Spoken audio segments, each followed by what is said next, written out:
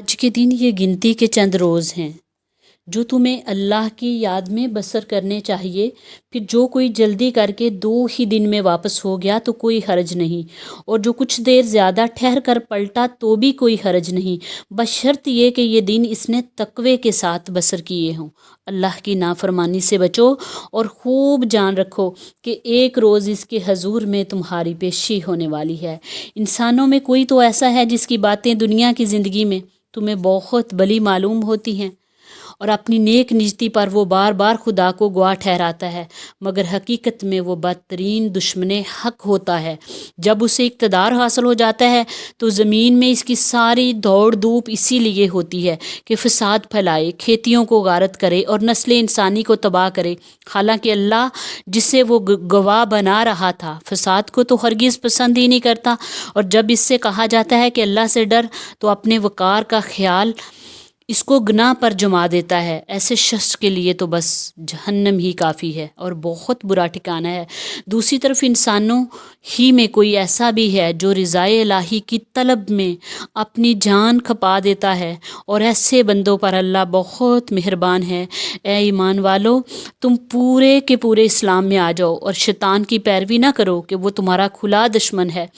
جو صاف صاف ہدایات تمہارے پاس آ چکی ہیں، اگر ان کو پا لینے کے بعد تم نے غلطی کی تو خوب جان لو کہ اللہ سب پر غالب اور حکیم اور دانا ہے۔ ان ساری نصیحتوں اور ہدایتوں کے بعد بھی لوگ سیدھے نہ ہوں تو کیا اب وہ اس کے منتظر ہیں کہ اللہ بادلوں کا چتر لگائے، فرشتوں کے پرے ساتھ لیے خود سامنے موجود ہو اور فیصلہ ہی کر ڈالا جائے؟ آخرکار سارے معاملات پیش تو اللہ ہی کے حضور ہونے والے ہیں۔ بنی اسرائیل سے پوچھو کیسی کھلی کھلی نشانیاں ہم نے انہیں دکھائی تھی، اور پھر یہ بھی ان سے پوچھ لو کہ اللہ کی نعمت پانے کے بعد جو قوم اس کو شقاوت سے بدلتی ہے اسے اللہ کیسی سخت سزا دیتا ہے۔ جن لوگوں نے کفر کی راہ اختیار کی ان کے لیے دنیا کی زندگی بڑی محبوب اور دل پسند بنا دی گئی۔ ایسے لوگ ایمان کی راہ اختیار کرنے والوں کا مذاق اڑاتے ہیں، مگر قیامت کے روز پرہیزگار لوگ ہی ان کے مقابلے میں عالی مقام ہوں گے۔ رہا دنیا کا رزق تو اللہ کو اختیار ہے، جسے چاہے بے حساب دے۔ ابتدا میں سب لوگ ایک ہی طریقے پر تھے، پھر یہ حالت باقی نہ رہی اور اختلافات رونما ہوئے۔ تب اللہ نے نبی بھیجے جو راست روی پر بشارت دینے والے اور بدی کے نتائج سے ڈرانے والے تھے، اور ان کے ساتھ کتاب برحق نازل کی تاکہ حق کے بارے میں ان لوگوں کے درمیان جو اختلافات رونما ہو گئے تھے ان کا فیصلہ کرے۔ اور ان اختلافات کے رونما ہونے کی وجہ یہ نہ تھی کہ ابتدا میں لوگوں کو حق بتایا نہیں گیا تھا۔ اختلافات ان لوگوں نے کیا جنہیں حق کا علم دیا جا چکا تھا۔ انہوں نے روشن ہدایات پا لینے کے بعد محض اس لیے حق کو چھوڑ کر مختلف طریقے نکالے کہ وہ آپس میں زیادتی کرنا چاہتے تھے۔ پس جو لوگ انبیاء پر ایمان لے آئے انہیں اللہ نے اپنے اذن سے اس حق کا راستہ دکھا دیا جس میں لوگوں نے اختلاف کیا تھا۔ اللہ جس سے چاہتا ہے راہ راست دکھا دیتا ہے۔ پھر کیا تم لوگوں نے یہ سمجھ رکھا ہے کہ یوں ہی جنت کا داخلہ تمہیں مل جائے گا، حالانکہ ابھی تم پر وہ سب کچھ نہیں گزرا جو تم سے پہلے ایمان لانے والوں پر گزر چکا ہے۔ ان پر سختیاں گزری، مصیبتیں آئی، ہلا دیے گئے، حتیٰ کہ وقت کا رسول اور اس کے ساتھی اہل ایمان چیخ اٹھے کہ اللہ کی مدد کب آئے گی۔ اس وقت انہیں تسلی دی گئی کہ ہاں اللہ کی مدد قریب ہے۔ لوگ پوچھتے ہیں ہم کیا خرچ کریں؟ جواب دو کہ جو مال تم بھی خرچ کرو، یعنی جو مال بھی تم خرچ کرو اپنے والدین پر، رشتہ داروں پر، یتیموں اور مسکینوں اور مسافروں پر خرچ کرو، اور جو بلائی بھی تم کرو گے اللہ اس سے باخبر ہوگا۔ تمہیں جنگ کا حکم دیا گیا تھا اور وہ تمہیں ناگوار ہے۔ ہو سکتا ہے کہ ایک چیز تمہیں ناگوار ہو اور وہی تمہارے لیے بہتر ہو، اور ہو سکتا ہے کہ ایک چیز تمہیں پسند ہو اور وہی تمہارے لیے بری ہو۔ اللہ جانتا ہے، تم نہیں جانتے۔ لوگ پوچھتے ہیں ماہ حرام میں لڑنا کیسا؟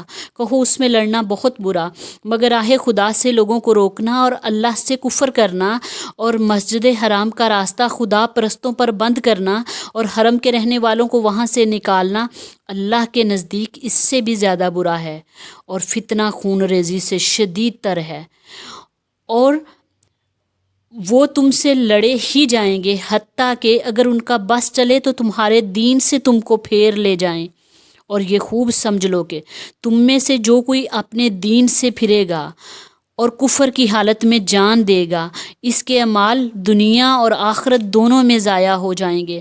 ایسے سب لوگ جہنمی ہیں اور ہمیشہ جہنم میں رہیں گے، باخلاف اس کے کہ جو لوگ ایمان لائے اور جنہوں نے خدا کی راہ میں اپنا گھر بار چھوڑا اور جہاد کیا، وہ رحمت الہی کے جیز امیدوار ہیں، اور اللہ ان کی غلطیوں کو معاف کرنے اور اپنی رحمت سے انہیں نوازنے والا ہے۔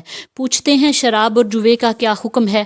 کہو ان دونوں چیزوں میں بڑی خرابی ہے، اگرچہ ان میں لوگوں کے لیے کچھ منافع بھی ہے، مگر ان کا گناہ ان کے فائدے سے بہت زیادہ ہے۔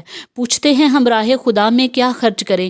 کہو جو کچھ تمہاری ضرورت سے زیادہ ہو۔ اسی طرح اللہ تمہارے لیے صاف صاف احکام بیان کرتا ہے، شاید کہ تم دنیا اور آخرت دونوں کی فکر کرو۔ پوچھتے ہیں یتیموں کے ساتھ کیا معاملہ کیا جائے؟ کہو جس طرز عمل میں ان کے لیے بھلائی ہو وہی اختیار کرنا بہتر ہے۔ اگر تم اپنا اور ان کا خرچ اور رہنا سہنا مشترک رکھو تو اس میں کوئی مذائقہ نہیں، آخر وہ بھی تمہارے بھائی بند ہی تو ہیں۔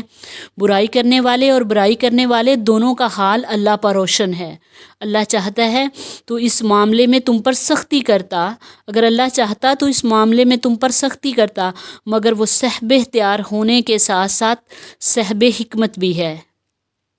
تم مشرک عورتوں سے ہرگز نکاح نہ کرنا جب تک کہ وہ ایمان نہ لے آئیں۔ ایک مومن لونڈی مشرک شریف زادی سے بہتر ہے، اگرچہ وہ تمہیں بہت پسند ہو، اور اپنی عورتوں کے نکاح مشرک مردوں سے کبھی نہ کرنا جب تک کہ وہ ایمان نہ لے آئیں۔ ایک مومن غلام مشرک شریف سے بہتر ہے، اگرچہ وہ تمہیں بہت پسند ہو۔ یہ لوگ تمہیں آگ کی طرف بلاتے ہیں، اور اللہ اپنے اذن سے تم کو جنت اور مغفرت کی طرف بلاتا ہے، اور اپنے احکام واضح طور پر ان لوگوں کے سامنے بیان کرتا ہے۔ توقع ہے کہ وہ سبق لیں گے اور نصیحت قبول کریں گے۔ پوچھتے ہیں حیض کا کیا حکم ہے؟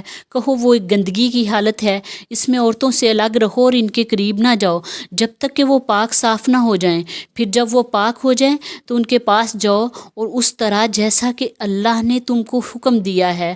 اللہ ان لوگوں کو پسند کرتا ہے جو بدی سے باز رہیں اور پاکیزگی اختیار کریں۔ تمہاری عورتیں تمہاری کھیتیاں ہیں، تمہیں اختیار ہے جس طرح چاہو اپنی کھیتی میں جاؤ، مگر اپنے مستقبل کی فکر کرو اور اللہ کی ناراضگی سے بچو۔ خوب جان لو کہ تمہیں ایک دن اسی سے ملنا ہے، اور اے نبی جو تمہاری ہدایات کو مان لے انہیں فلاح اور سعادت کی خوشخبری دے دو۔ اللہ کے نام کو ایسی قسمیں کھانے کے لیے استعمال نہ کرو جن سے مقصود نیکی اور تقوی اور بندگان خدا کی بلائی کے کاموں سے باز رہنا ہو۔ اللہ تمہاری ساری باتیں سن رہا ہے اور سب کچھ جانتا ہے۔ جو بے معنی قسمیں تم بلا ارادہ کھا لیا کرتے ہو ان پر اللہ گرفت نہیں کرتا، مگر جو قسمیں تم سچے دل سے کھاتے ہو ان کی باز پرس وہ ضرور کرے گا۔ اللہ بہت درگزر کرنے والا اور بردبار ہے۔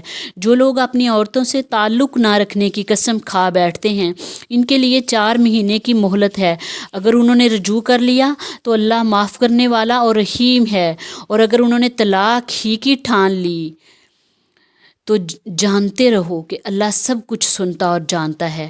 جن عورتوں کو طلاق دی گئی ہو وہ 3 مرتبہ ایام حیض آنے تک، یعنی 3 ماہواری آنے تک اپنے آپ کو روکے رکھیں، اور ان کے لیے یہ جائز نہیں کہ اللہ نے ان کے رحم میں جو کچھ خلق فرمایا اسے چھپائیں۔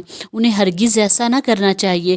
اگر وہ اللہ اور روز آخرت پر ایمان رکھتی ہیں، ان کے شوہر تعلقات درست کر لینے پر آمادہ ہوں تو وہ اس عدت کے دوران میں انہیں پھر اپنی زوجیت میں واپس لے لینے کے حقدار ہیں۔